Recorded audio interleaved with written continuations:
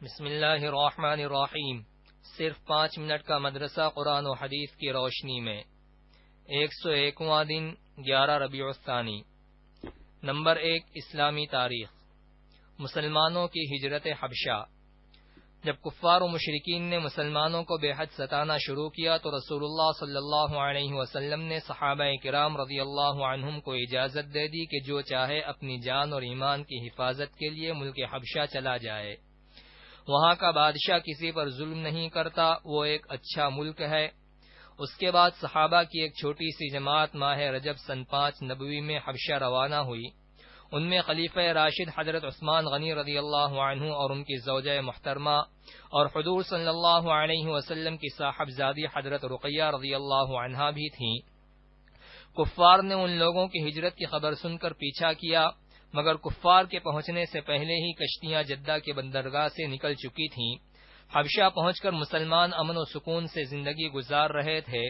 ان کے بعد اور لوگوں نے بھی ہجرت کی جن کی تعداد 100 سے زائد تھی، اور اس میں حضور صلی اللہ علیہ وسلم کے چچا زاد بھائی حضرت جعفر طیار رضی اللہ عنہ بھی تھے۔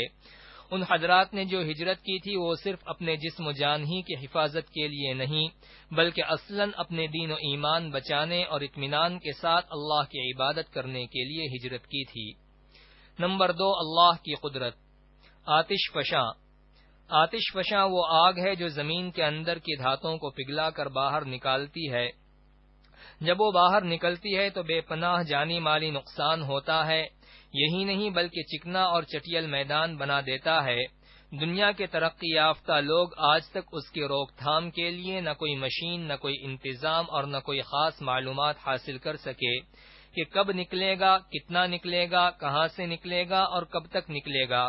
یہ کون ہے جو زمین سے آگ کا گولا نکالتا ہے؟ یقیناً وہ اللہ ہی کی ذات ہے۔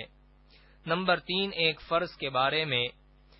نمازی پر جہنم کی آگ حرام ہے۔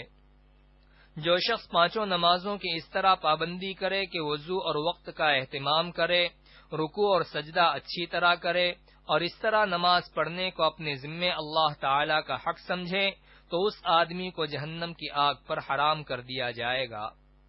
نمبر 4، ایک سنت کے بارے میں۔ عطر لگانا۔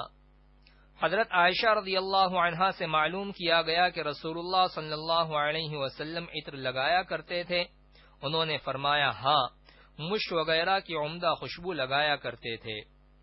نمبر 5، ایک اہم عمل کی فضیلت۔ سنت پر عمل کرنا۔ رسول اللہ صلی اللہ علیہ وسلم نے فرمایا، جو میری امت میں بگاڑ کے وقت میری سنت کو مضبوطی سے تھامے رہے گا اس کے لیے ایک شہید کا ثواب ہے۔ نمبر 6، ایک گناہ کے بارے میں۔ کسی کے والدین کو برا بھلا کہنا۔ کبیرہ گناہوں میں سب سے بڑا گناہ یہ ہے کہ آدمی اپنے والدین پر لعنت کرے۔ پوچھا گیا، اے اللہ کے رسول، آدمی اپنے والدین پر کیسے لعنت کرے گا؟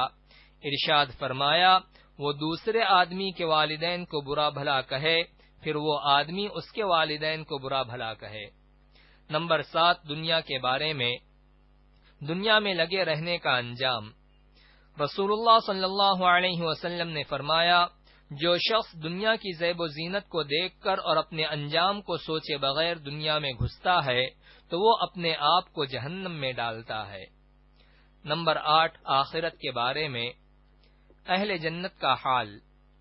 قرآن میں اللہ تعالی فرماتا ہے، جو لوگ اپنے رب سے ڈرتے رہے وہ گروہ کے گروہ ہو کر جنت کی طرف روانہ کیے جائیں گے، یہاں تک کہ جب اس کے پاس پہنچیں گے اور اس کے دروازے پہلے سے کھلے ہوئے ہوں گے اور جنت کے محافظ یعنی فرشتے ان سے کہیں گے، تم پر سلامتی ہو، اچھی طرح مزے میں رہو، جاؤ جنت میں ہمیشہ ہمیش کے لیے داخل ہو جاؤ۔ نمبر 9، طب نبوی سے علاج۔ کان بجنے کا علاج۔ رسول اللہ صلی اللہ علیہ وسلم نے فرمایا، جب تم میں سے کسی کا کان بجے تو مجھے یاد کرے اور مجھ پر درود بھیجے۔ نمبر 10، قرآن کی نصیحت۔ قرآن میں اللہ تعالی فرماتا ہے، اے ایمان والو، جب تم آپس میں خفیہ باتیں کرو تو گناہ، ظلم و زیادتی اور رسول کی نافرمانی کی باتیں نہ کیا کرو، بلکہ بھلائی اور پرہیزگاری کی باتیں کیا کرو اور اللہ سے ڈرتے رہو جس کے پاس تم سب جمع کیے جاؤ گے۔